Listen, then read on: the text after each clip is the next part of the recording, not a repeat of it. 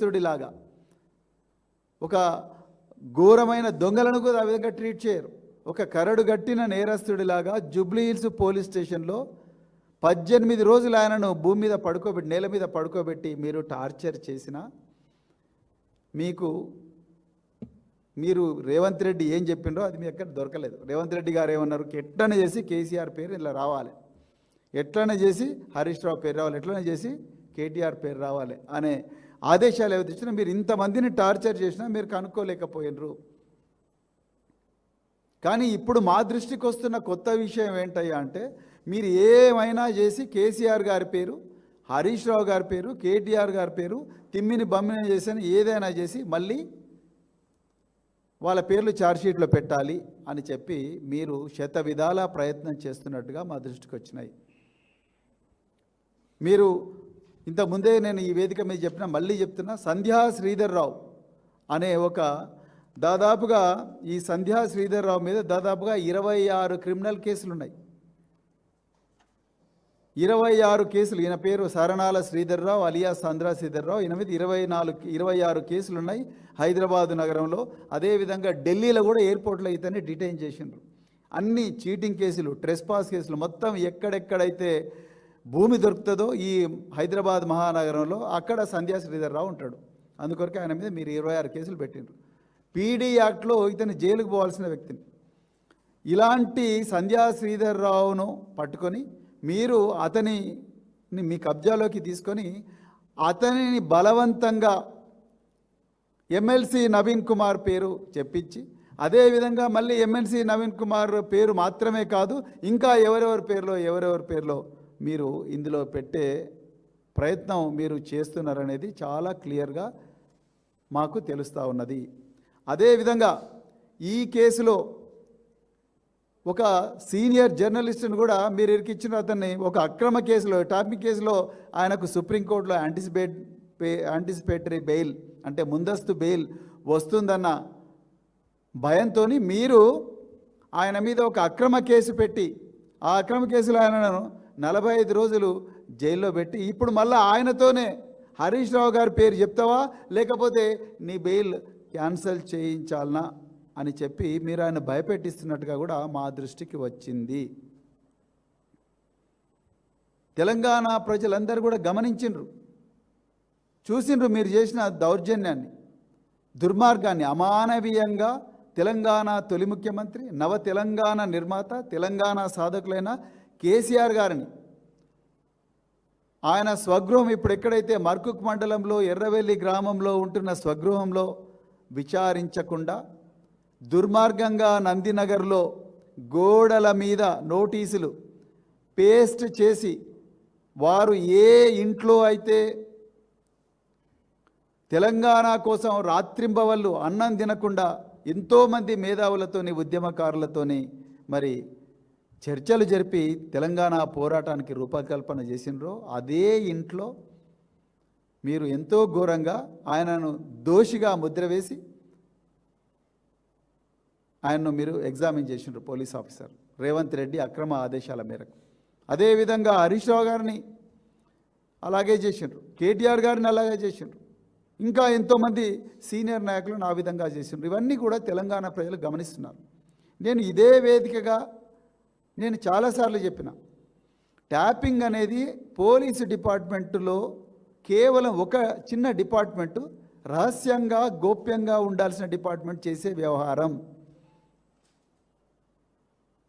అది బయట పడకూడదు.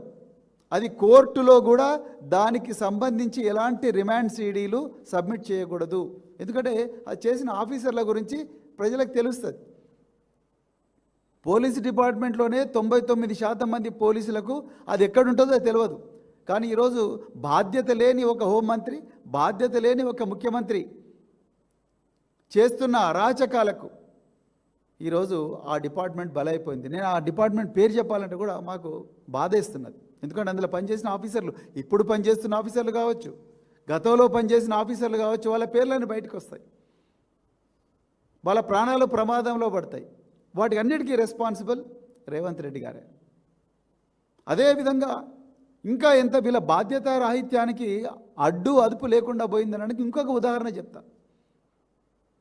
తెలుగు స్క్రైబ్ అనే ఒక ఆన్లైన్ మీడియా ఛానల్ నిజాలు నిర్భయంగా చెప్తా ఉంటే రేవంత్ రెడ్డి ప్రభుత్వం చేస్తున్న దారుణాలను ప్రజల ముందు ఆధారాలతో సహా వీడియోలతో సహా సోషల్ మీడియా మాధ్యమాల్లో పెడతా ఉంటే ఇంకొక టెర్రరిస్టుల సమాచారం సేకరించాల్సిన ఒక డిపార్ట్మెంట్, ఆ డిపార్ట్మెంటు ట్విట్టర్కు లెటర్ రాస్తుంది. ఆ లెటర్ అంతా కూడా ఇప్పుడు సోషల్ మీడియాలో పూర్తిగా దేశం అంతా కూడా సర్క్యులేట్ అవుతుంది. మొత్తం దేశంలో ఉండే ఫేమస్ జర్నలిస్టులు అది కూడా దీన్ని ఖండించారు.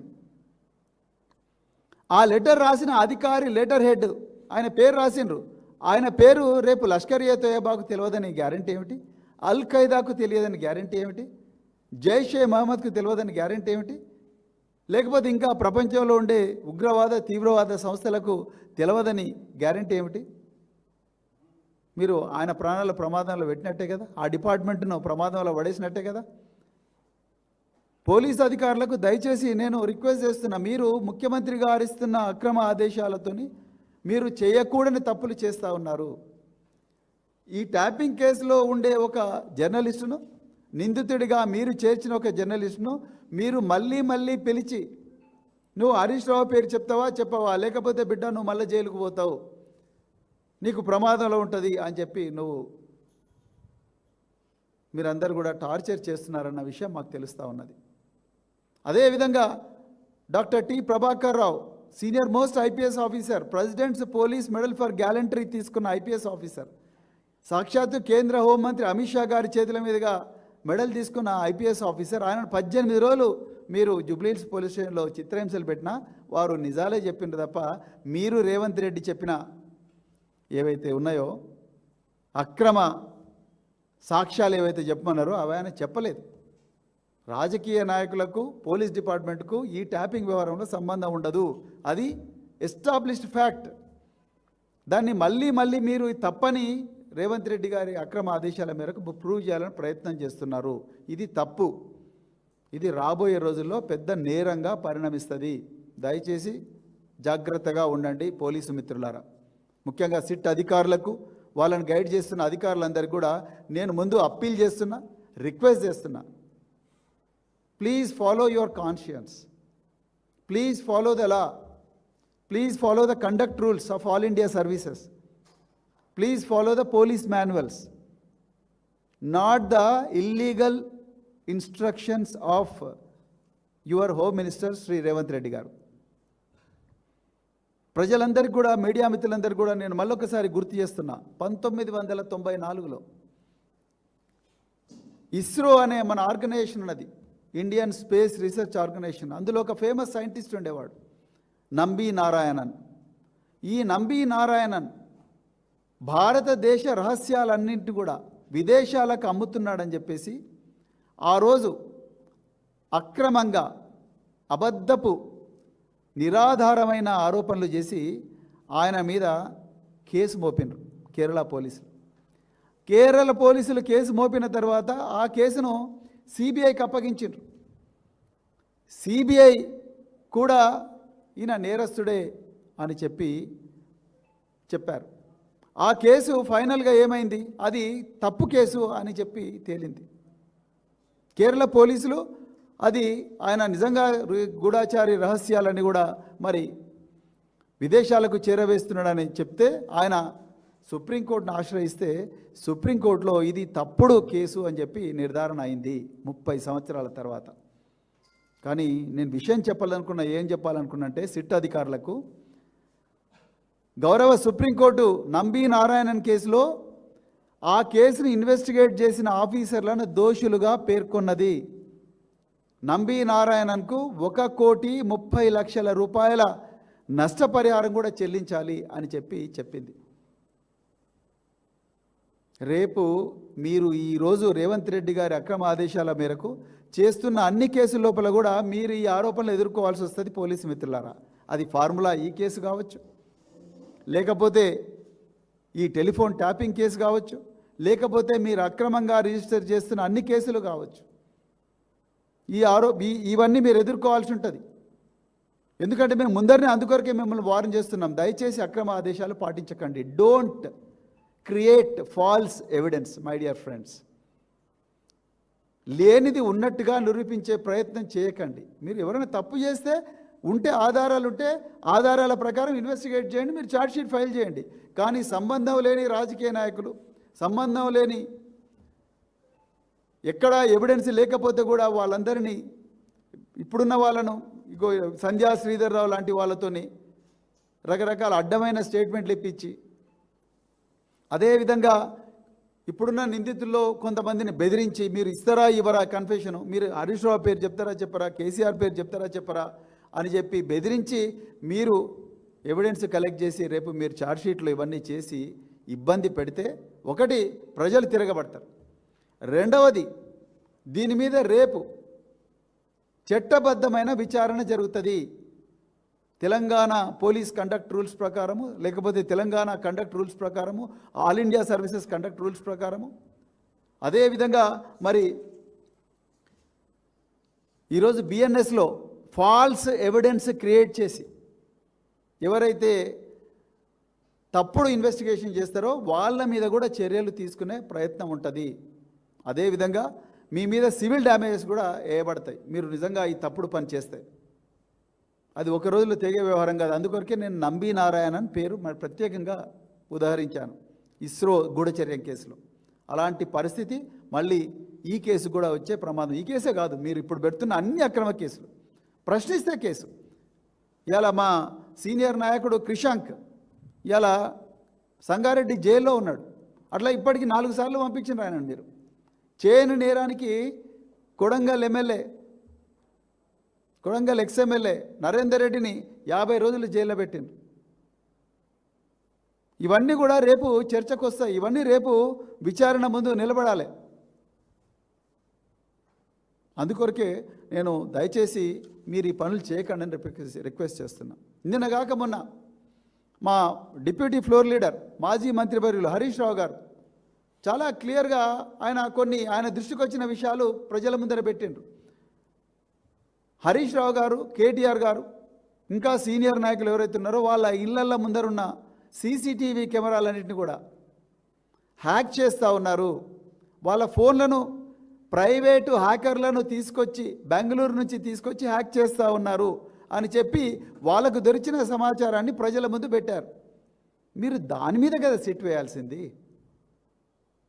మీరు అవునంటే అవునని చెప్పండి, నో అంటే నో అని చెప్పండి. లేకపోతే మీ దగ్గర ఉన్న ఆధారాలు కరెక్ట్ కాదని చెప్పండి. లేకపోతే మీ దగ్గర ఏమైనా ఆధారాలు ఉంటే అవి మా దృష్టికి తీసుకురాని చెప్పండి. ఇప్పుడు మా టీమ్స్ కూడా కొన్ని ఈ ఆధారాలని కూడా సేకరించే ప్రయత్నంలో ఉన్నాయి. మీరు వాటి మీద సిట్ వేయండి. చేయని నేరం మీద సిట్టేసే బదులు వాటి మీద సిట్టేయండి. ఇలా అప్పనంగా మీరు చేవెళ్ళ డిక్లరేషన్లో ఎస్సీ ఎస్టీలకు కలిపి 30% కాంట్రాక్టుల్లో కోటా ఇస్తామన్నారు. కామారెడ్డిలో 40% బీసీలకు కోటా ఇస్తామన్నారు. ఎస్సీ ఎస్టీలకు 30% ఇస్తామన్నారు. మరి అలా అమృత్ టెండర్లలో 1908 కోట్లు అప్పనంగా కేవలం రాఘవ కన్స్ట్రక్షన్కే ఇచ్చిండ్రు. ఆయన ఎస్సీనా, ఎస్టీనా, బీసీనా? రాఘవ కన్స్ట్రక్షన్ ఓనర్ రేవంత్ రెడ్డి గారు చెప్పాలి మీ మాట. రాఘవ కన్స్ట్రక్షన్ ఓనర్లో, రాఘవ కన్స్ట్రక్షన్ డైరెక్టర్లలో ఎంతమంది ఎస్సీలు ఉన్నారు, ఎంతమంది ఎస్టీలు ఉన్నారు, ఎంతమంది బీసీలు ఉన్నారు? ఎంతమంది ఎస్సీ ఎస్టీ బీసీలకు ఆ కంపెనీలో షేర్లు ఉన్నాయి మీరు చెప్పండి. దాంతో జాయింట్ వెంచర్ చేసి దాదాపు 20 సీవేజ్ ట్రీట్మెంట్ ప్లాంట్లు మీరు హైదరాబాద్ నగరంలో అమృత్ స్కీమ్ కింద 1908 కోట్లు అప్పనంగా రాఘవ కన్స్ట్రక్షన్ అప్పగించారు. రుత్విక్ కన్స్ట్రక్షన్స్ 4000 కోట్లు, అందులో ఎంతమంది ఎస్సీలు ఉన్నారు, ఎస్టీలు ఉన్నారు, బీసీలు ఉన్నారు చెప్పండి. ఈ దుర్మార్గాల మీద సిట్టేయండి కదా రేవంత్ రెడ్డి గారు. 2000 కోట్లు గురుకుల పాఠశాలల్లో ఎంతమంది ఎస్సీలకు, బీసీలకు, ఎస్టీలకు ఇచ్చిండ్రు మీరు టెండర్లు? ఎంతమంది మైనారిటీలకు ఇచ్చిండ్రు? ఆ ఉల్లంఘనల మీద సిట్టేయండి కదా. సిట్ అధికారులను నేను మళ్ళీ రిక్వెస్ట్ చేస్తున్నా, దయచేసి లేని ఎవిడెన్స్ క్రియేట్ చేయకండి, మీకే ఇబ్బంది అవుతుంది. రేపు బీఆర్ఎస్ ప్రభుత్వం వచ్చిన తర్వాత వీటన్నిటి మీద కూడా మళ్ళీ విచారణ జరుగుతుంది. ఏ అధికారి ఏ విధంగా లేని ఎవిడెన్స్ క్రియేట్ చేశారు, ఏ అధికారి ఏ విధంగా విట్నెస్లను క్రియేట్ చేసి వాళ్ళను ఫోర్స్ చేసి వాళ్ళతో తప్పుడు సాక్ష్యం చెప్పించారు. ఇవన్నీ కూడా కోర్టు ముందరికి పోతే ఈ వ్యవహారం అంతా కూడా. నమ్మి నారాయణ కేసులో సుప్రీంకోర్టు ఏం చెప్పిందో రేపు ఈ కేసులో కూడా కోర్టులు అవే చెప్పబోతున్నాయి, అవే చెప్తాయి. ఎందుకంటే మీరు చేస్తున్న అంత కూడా తప్పుడు ఇన్వెస్టిగేషన్ కనుక. ఒక్కసారి ఈరోజు అధికారంలో ఉండే అధికారులను నేను మళ్ళీ రిక్వెస్ట్ చేస్తున్నా, సర్వీస్లో ఉండే అధికారులను, కిరణ్ బేడిని చూడండి ఒకసారి. కిరణ్ బేడి ఈ దేశంలో మొట్టమొదటి మహిళా పోలీస్ అధికారి. ఆమె సాక్షాత్తు భారత ప్రధానమంత్రి అయిన ఇందిరాగాంధీ గారి కారునే టో చేసుకొని తీసుకుపోయింది. అది ధైర్యం అంటే. అదేవిధంగా రూపా ముద్గల్ మన పక్కనే కర్ణాటకలో ఉంటుంది, ఆమె ఇంకా సర్వీస్లో ఉన్నారు. 2000 బ్యాచ్కి చెందిన ఐపీఎస్ అధికారి. కర్ణాటక జైళ్లలో ఇప్పుడున్న తమిళనాడు ఒక రాజకీయ నాయకురాలు శశికళ గారికి ప్రత్యేకమైన సౌకర్యాలు కల్పిస్తున్నారు అని చెప్పి ఆమె ఇన్వెస్టిగేషన్లో తేలిన వెంటనే ఆమె దాన్ని మొత్తం కూడా ప్రజల ముందర పెడితే కర్ణాటకలో ఒక మంత్రి రాజీనామా చేసిండు, ఒక డీజీపీ రాజీనామా చేసిండు, డీజీపీ మీద యాక్షన్ తీసుకున్నారు. Raju Narayana Swamy all India civil services topper Raju Narayana Swamy కేరళలో ఒక స్కామ్ను బయటపెడితే ఆ మంత్రి రాజీనామా చేసిండు. ఆ విధంగా చరిత్రలో నిలిచిపోండి. అశోక్ కేమ్కా, దుర్గాశక్తి నాగ్పాల్, ఎంతోమంది గొప్ప గొప్ప అధికారులు, ఎస్ఆర్ శంకరన్, పిఎస్ కృష్ణన్, ప్రకాష్ సింగ్, హెజ్జే దొర, ఎంతోమంది గొప్ప గొప్ప అధికారులు మరి ఈ చరిత్రలో ఉన్నారు. మీరు ఆ అధికారుల కోవలోకి రండి. అంతే తప్ప ఒక ముఖ్యమంత్రి 83 క్రిమినల్ కేసులు ఎదుర్కొంటున్న వ్యక్తి, ఇవాళ ఓటుకు నోటు కేసులో విచారణ ఎదుర్కొంటున్న వ్యక్తి, ఆయన ముఖ్యమంత్రి, ఆయనే హోంమంత్రి, ఆయన ఇచ్చే అక్రమ ఆదేశాలు దయచేసి ఒకసారి చూడండి. Whether this is legal or illegal, whether there is evidence or no evidence, whether this evidence stands in the court of law అని మీరు ముందు వెరిఫై చేసుకోండి. అంతే తప్ప ముఖ్యమంత్రిని సంతోషపెట్టాలని, హోంమంత్రిని సంతోషపెట్టాలని చెప్పి ఎంతో గొప్ప చరిత్ర ఉన్న ఈ దేశానికే ఒక గొప్ప నాయకుడిగా, ఒక దేశంలో ఒక గొప్ప నాయకుడిగా పేరు తెచ్చుకున్న, తెలంగాణను సృష్టించిన కేసీఆర్ గారిని లేకపోతే మిగతా నాయకులను ఇబ్బంది పెట్టే ప్రయత్నం చేయకండి. ఇది కరెక్ట్ కాదు అని చెప్తూ మరొకసారి మరి తెలంగాణ ప్రజలు గుర్తించాలని చెప్పి కోరుకుంటూ, మరి ఈ తప్పుడు కేసులు, ఈ కేసులు ఏవైతే కేసుల పరంపర మా మీద నడుస్తుందో ఆ కేసుల పరంపరను తప్పకుండా ధైర్యంగా ఎదుర్కొంటాం. అదేవిధంగా ఈ సీసీటీవీ కెమెరాలు హ్యాక్ చేసి, అదేవిధంగా టెలిఫోన్లు హ్యాక్ చేసి, మరి ప్రైవేట్ ఎక్స్చేంజ్లు పెట్టి మా సీనియర్